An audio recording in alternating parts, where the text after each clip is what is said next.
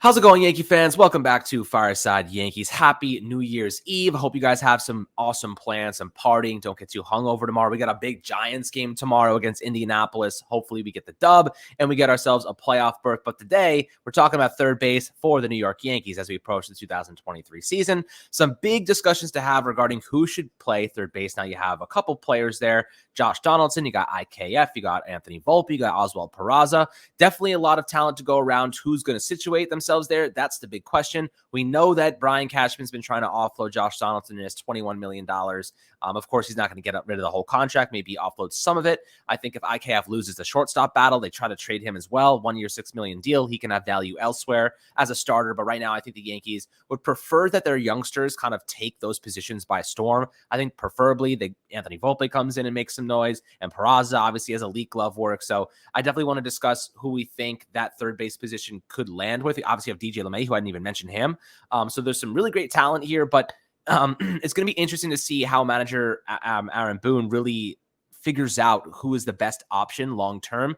I think that the starting position could end up shifting. They might start someone in the beginning and then transition away from them and maybe use like a stopgap until somebody's ready. So this is going to be an interesting discussion to have, Ryan. Definitely a lot of value for some of these players. A lot of them are good at one thing, bad at other things. Some of them are just more well-rounded, especially because there's so many infielders to sift through right now. It's going to be interesting to see how they kind of get through this. But Ryan, before we dive into it, how do you do today, my friend? I'm doing great. Looking back on this year, here we are. We're still having conversations about third base because it's been a question mark all year. And I think, when we're looking at the infield, third base is going to be a pivotal position that, I think has the most question marks, unless the Yankees trade Gleyber Torres, which I think is less likely as the day passes, or as the days pass. I really thought the Seattle Mariners were going to be the team that would trade for Gleyber Torres, and they decided to go for Colton Wong.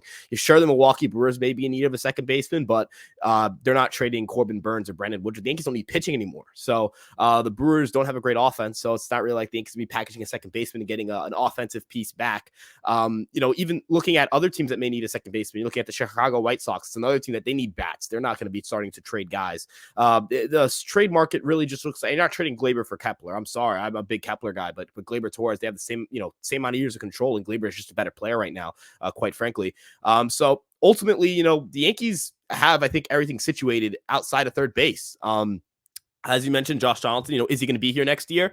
That's a big question mark. I think it depends more on how much money other teams are willing to take because, there's a lot of question marks with Josh Donaldson. Do you want to add that to your clubhouse? I've had this conversation, over and over on this channel of, if you're a team that's taking on Josh Donaldson, you're either A, competing team, or B, you're a team that's on the up and up, and you're not really a World Series contender for 2023, but do you want young guys to have to deal with a Josh Donaldson in their clubhouse? That's the clubhouse aspect of it. I think plays a much larger role than people are willing to give him credit for. There's a reason the Yankees got Josh Donaldson for just Isaiah Kiner-Falefa, for Gio Urshela, Gary Sanchez, and that's basically it, right? Not saying, Gio Urshela is a bad player or anything, but Gio Urshela was a 2.5 WAR player, I think, last year at best. Maybe I think it was like 2. It was not. He was very similar to Isaiah Kiner-Falefa in wins above replacement. And Gary Sanchez was a catcher who was a massive project and was on expiring contracts. So there's a reason the Yankees were able to get Josh Donaldson, Isaiah Kiner-Falefa for that package. There's a reason for that, and that's because there's just not a lot of trade value with Josh Donaldson. Ultimately, I think the Yankees are going to be. They're going to have a hard time trying to move him. I think, it's going to be tough to even start him because, quite frankly, the guy I think should be playing third base is the guy on this graphic, DJ LeMahieu. I strongly believe DJ LeMahieu should be playing third base in the New York Yankees. He suffered his injury on the 13th of August. That's kind of the last time he was fully healthy. You can tell that because there's a 3-game gap between that and the next time he plays, and then he hit the IL very soon after, and then he comes back and he hits the IL again because he wasn't fully healthy. That bone spur, that bone issue, that toe issue in his bone, whatever that was, it just didn't heal. But before that point, on August 13th, he had a 134 WRC plus and a 381 OBP, and he walked more than he struck out. I think people forget a healthy DJ LeMahieu is a really damn good hitter. And this wasn't a guy who was a BABIP merchant either. 302 BABIP with those numbers. This isn't a guy who was overperforming too much. He can really drive the baseball when he's healthy. And I'm not, he had 12 home runs and 457 plate appearances, not many doubles, more of a singles OBP type of guy. And that's fine. That's what you need at the top of the lineup. You're not going to end up getting power from the third base position, most likely, unless the Yankees figure out a way to go externally. But I don't think that's happening. I think that'd be, especially since we're at $290 million for the luxury tax threshold. And that next tax threshold is $293 million, the Steve Cohen tax that has really not stopped Steve Cohen at all. But I don't think Hal Steinbrenner is going to be going over that mark for a third baseman that doesn't really exist on this market. This market really doesn't have a strong third baseman as a free agent option remaining. And if there are, pardon me, but I just don't think any of them are better than DJ LeMahieu is. Quite frankly, LeMahieu can give you a 120 WRC plus and give you great defense at third base. And that's all you really need. There are young options internally. I imagine LeMahieu's going to spend some time in the IL or going to need some time to mitigate fatigue. One of your infielders will get hurt or underperform. That's just how baseball works. So even if Rizzo goes down, that moves LeMahieu to first base, because I know if Cabrera's played some first base, but you're not moving Cabrera to first base before you're moving LeMahieu to first base. LeMahieu, I think, is a starting third baseman. He has to be. The Yankees can't bench their leadoff guy. I don't even know who the Yankees could bring in that would be their leadoff hitter, right? Kepler, but you're not leading off Max Kepler in 2023, right? That's just not a skill set. He's not going to hit for a high average, thus his OBP isn't going to be very high. You put LeMahieu up there, and he'll do some damage as the leadoff hitter. You're not benching a leadoff hitter to play Josh Donaldson, who's more of the same of he's a league average bat, doesn't provide much power, strikes out a lot, isn't very fast, so he's going to kill you in the base running department. He's really just not a productive offensive player. Great defender, phenomenal defender. And maybe there's a little bit of a bounce back to be had, but I would bank on LeMahieu's bounce back. LeMahieu's median outcome and his ceiling, I think, are higher than Josh Donaldson's at this point in their careers. And so it has to be him at this point in time.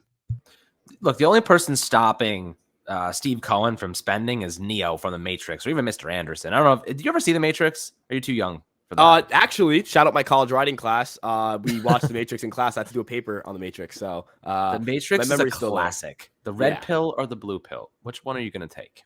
Mr. Anderson, absolute classic. I forget that. So here's the thing. When it comes to the Yankees right now at third base, I want to have kind of more of an open discussion with you about this, because there is a couple scenarios that could unfold here. Let's assume that there's two scenarios. Let's start with the first one. Volpe wins the starting shortstop job, right? It seems to me that the Yankees want him to win that job, right? Peraza is probably the better fit right now, given his experience, but I kind of get the sense that Volpe is the favorites, in terms of who they want to actually get that. So my question for you is, if Volpe wins it, would you rather Peraza play third base and then have DJ LeMahieu play second base, or would you rather have Peraza play second base and DJ LeMahieu play third base? What would you have there? See, I like Peraza at shortstop a lot more than I like him moving off of the position, just because I really do think that he's the best defensive option. I would be willing to put Volpe at second base and LeMahieu at third base, just because I know LeMahieu can handle third base, and I think the transition from shortstop to second base might be a little bit easier on Volpe. And also you have to think of the fact that if we're thinking about who's easier to move off of, right? The Yankees aren't trading DJ LeMahieu. They can most likely trade Gleyber. I don't want to trade Gleyber. I want to clarify that. I really don't want to trade Gleyber Torres. I think he's a very underrated second baseman. He's just very solid out there. And I think that that's very important to this team's dynamic. But ultimately, I would probably, if Volpe comes up and he just crushes in spring training, or not even just crushes in spring training, if he gets off to a hot start in April and he's up in May, I mentioned Gleyber Torres. Gleyber, that's what Gleyber did, right? He was on a torrid start in April, and back in 2018, he gets called up, and the rest is history. Quite frankly, the way I look at it with Anthony Volpe is I would much rather have him at second base. I think he would perform a lot better at second base defensively. I think the transition isn't as difficult. You're not asking him to make crazy throws, which could be an issue, we don't know. We really don't know a lot about Volpe's arm strength, but I do know his range is very good. He's a very athletic player. There's a reason he stole 50 bases last year.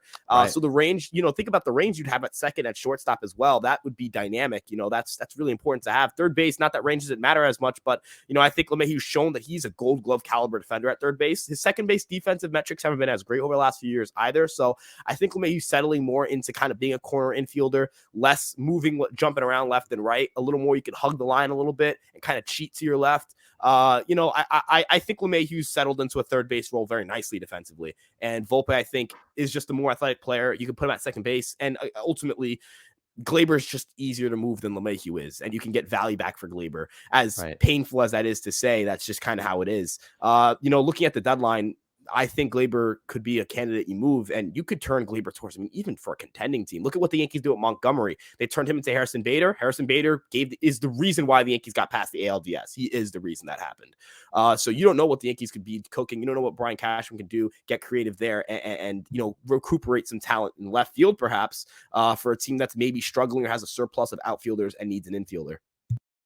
Yeah, I mean, look, so, okay, you would prefer to keep Gleyber Torres at second base. You would prefer Peraza to win that shortstop job and lock it down, given his, obvious elite defensive qualities. But so my question for you here, I guess, would be, you would rather have Volpe at second base and not trade Gleyber Torres, right? How would that work? Let's say Volpe looks really good. He comes out firing, rookie season, really is just killing it. What do you do with Gleyber Torres? I do move him if Volpe takes over second base and is like, that's where they want to put him. Yeah, so if Volpe goes nuts, I mean, that's what you have to do, right? You can't, there's I think the ceiling with Volpe is higher than Gleyber Torres. I think that's, a fact.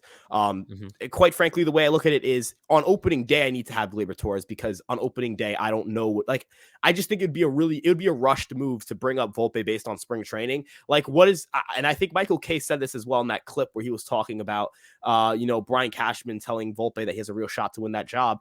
Is spring training really going to, what could he prove in spring training that's going to make him such an attractive option to start out with the major league team? I guess that's a question for the Yankees to answer. I guess if there's some sort of because even then, you're not going to draw plate discipline metrics from that stuff doesn't stabilize in that period of time. Maybe if there's an increase in max exit velocity, you're like, oh my gosh, the power I don't is a think lot better. I don't think that it's going to be about putting together metrics. I think it's going to be more about they can use. So how long is spring training? A month? Yeah, you're not I don't even know if he's going to get 50 plate appearances. Okay, so essentially what I was going to say was they could use that month as a de facto AAA first month of the year, right? They could look at that as instead of a month with Scranton and then we pull him up, we'll use a month in spring training and then use that as kind of his ramp up period, right? And we'll see if he can compete against major league talent. That's the argument to make. At the same time, here's the thing. Volpe, as we've seen so far in his career, he gets better as time goes on. As he adjusts, he gets better. The quicker the Yankees pull him up and let him struggle, the faster he's going to be able to produce at a high level, right? That's kind of how I look at this. I think with Scranton, he started to pick it up. He started out hot, went through a little bit of a cold streak, and then he finished hot. I think that you give him a month in spring training to get used to it. He struggles out of the gate probably. He's probably fine defensively playing second base. And then he struggles offensively for a couple of weeks. Luckily, you have a ton of great offensive players in DJ, Aaron Judge. You got, of course, Bader. You can still use Gleyber Torres in one way or another. You got Rizzo. You have a lot of talent there. And essentially, and then you got Stanton, of course. So giving Volpe that opportunity, those reps, probably allows him to adjust faster. But with that being said, it kind of puts Gleyber Torres in purgatory. What do you do with him if you pull up Volpe and you just let him struggle immediately?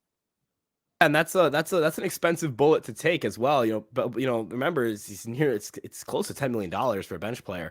I think what we could also see is how they handled Peraza. They handled Peraza in an interesting manner. They called him up and they didn't start him right away.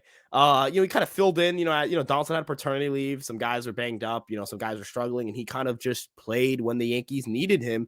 Unfortunately, the postseason was right around the corner.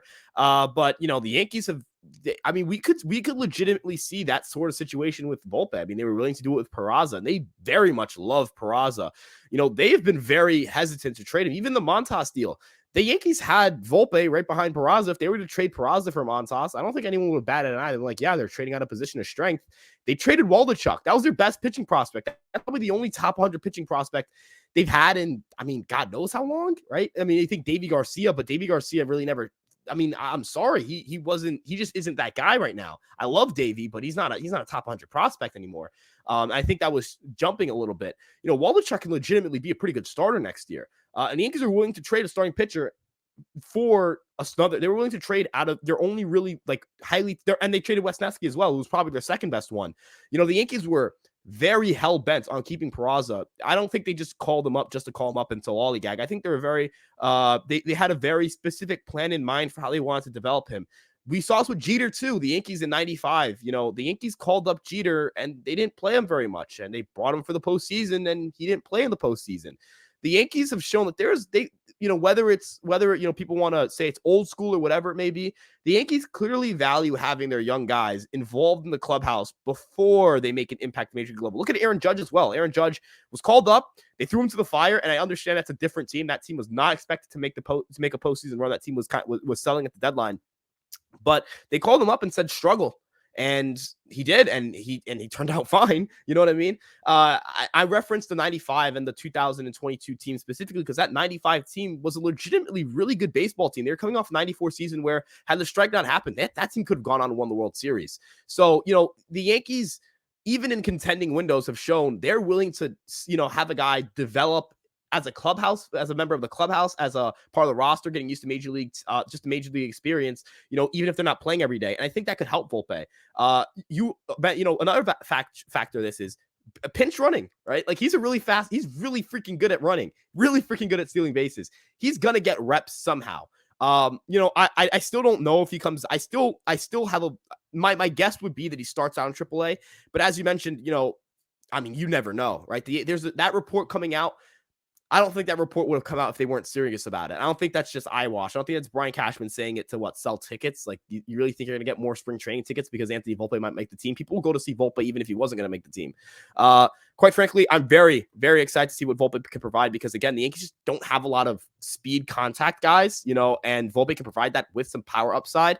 And I think that's something this team sorely needs in the postseason: speed, right? This team needs to be able to present a threat at the base pass and also deepens the lineup.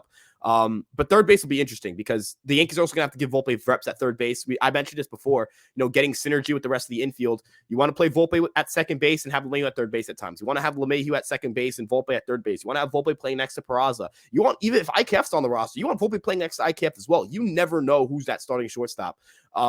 Hell, if Volpe is the starting shortstop, you want him play with maybe Peraza at second base or LeMahieu at second base and Peraza at third base. The one benefit I will say about this team with third base, even though it's a question mark, is they have options, right? And they have young options, veteran options. They have a lot of different ways they can go and maneuver the position. And I think that's important. At least one of those players are supposed to be good. One of those, of Peraza, Volpe, LeMahieu, and Donaldson, one of the four are going to be good baseball players. So next year. So you just hope that you figure out the one that you hope that you play the one that is performing the best, which shouldn't be that hard to do it. You identify that stuff pretty quickly. Yeah, this turned into a lot more of a shortstop discussion than a third base discussion. But I'll tell you what, I have to get one other take off of my mind. I wouldn't be surprised if the Yankees dragged this shortstop position battle into the season. You know what I mean? I wouldn't be surprised if Peraza and Volpe were getting reps early in the year as they try to figure it out. Like, they were just going back and forth, playing the hot hand. And then I'd say after about the first month of the season, we know who that guy is going to be. And whoever isn't the guy, probably ends up going and playing second base and or at least filling in like more of a utility role. I could totally see the Yankees kind of, DJ LeMahieu is your starting third baseman, and then the Yankees using Volpe as more of a utility guy, like you said, just getting him involved, but not utilizing him as a starter just yet. And then they moved, and then I think eventually they end up moving Gleyber Torres toward the deadline, and Volpe takes over at second base full time. That could be a situation. It could be opposite. It could be Peraza at second base. It could be Volpe at shortstop. Either way. But I think that they actually might drag this into the regular season. I don't, like you said before, I don't necessarily think that spring training is going to be the determining factor. They need more sample size, but legitimate action. Like, look, spring training is a lot different. You're playing in Tampa. You're playing in, like, it doesn't matter. Volpe in the Yankee Stadium, when the leverage is high, when, the bright lights are on, that's a different game. That's a totally different game than playing in spring training when it doesn't matter. You're doing it, they're just moving guys around to try and get them action. So this is an interesting position. Third base, I think you and I both agree, DJ LeMahieu should be the starter there. I think most people are on that same bandwagon. Donaldson, having a $21 million guy sitting on the bench is not ideal, but it might be something the Yankees have to do because nobody wants him, right? Nobody wants to trade for Josh Donaldson unless we're giving up a prospect in return. And I would rather eat the money than give up prospects right now. Just eat the money. You do what you have to do. Play your youngsters. Let your team grow. Donaldson can be there in case any injuries happen or, defense is a problem or DJ LeMahieu's toe acts up again. He's there. He's available. He's a veteran. He's experienced. He can come in right away and make an impact. So he will be a factor on this team next year if they do manage to keep him, or if they do keep him in general. But I would not be starting him immediately, and I think you're pretty much in agreement with those things, right? Yeah, and definitely on that last point with Donaldson. Donaldson is someone that I just can't trust to start right now. The postseason was ugly. That was just an ugly year. And I don't think it's impossible for him to bounce back, but I don't think it's gonna be that 130 WRC plus hitter he was with Minnesota. Probably like a 110, which is not a bad hitter, but definitely not what you expected when you took him in, and you especially at that price tag. Good God. And ultimately the biggest deciding factor here that, we really can't project is defense, right? Ultimately, the Yankees are probably just going to play the best defensive unit possible, because everyone's kind of similarly tiered offensively. Like, is the gap between Peraza as a second-year player and Volpe as a rookie going to be massive? I don't know. Is the offensive gap between Gleyber Torres and LeMahieu going to be massive? Probably not. They were within one WRC plus point last year. You mean to tell me that they're going to be separated by my mountains offensively? It'll come down to the best defensive alignment, and we really don't know who the best defensive shortstop is. We've heard a ton about Peraza defensively, but what if Volpe is the same caliber defender or close to it? Like, is he not going to just become the shortstop? You know what I mean? Or how does he translate to, I've been saying second base should be so easy for him, but what if he's just a better defensive third baseman? There are weird defensive quirks like that. There are just some players who are weird defensively like that because they're people, right? Ultimately, God knows what's comfortable for them. Only they do. They're the only people who can know what's the most comfortable position for them. And the Yankees are going to have to figure it out the hard way. Kind of like how they did with Gleyber. They figured out the hard way that he can't play shortstop. Though I don't think they'll be as stubborn as to keep a struggling shortstop defensively there for 3 to 4 years. But ultimately, it's going to be interesting. As you said, I don't think that shortstop job is going to be settled on opening day. The starting shortstop on opening day could be the starting third baseman in June. You know what I mean? Volpe could be the starting shortstop in March, not March, May. My bad, March, in May. You know what I mean? Like he's legitimately. The Yankees have hyped him up for a while. He's legitimately the best prospect I think the Yankees have had in a very long time. And there's a lot of reason to be excited here. There are very few players who can put together that level of contact, game power, and speed. And we could be looking at a player who, if especially playing shortstop, with that, just the importance of defense at shortstop. If he's a good defender at shortstop and he's a 120 WRC plus hitter with great base running, man, we could be looking at a 5-WAR player right here with 6-7 WAR upside if the offense gets much better. I've compared him to Marcus Semien. I really think that that's the player I hope that he becomes. And I know that sounds silly because Marcus Semien isn't a Hall of Famer or anything like that. And you think top prospect, Hall of Famer, this and that, the next Derek Jeter.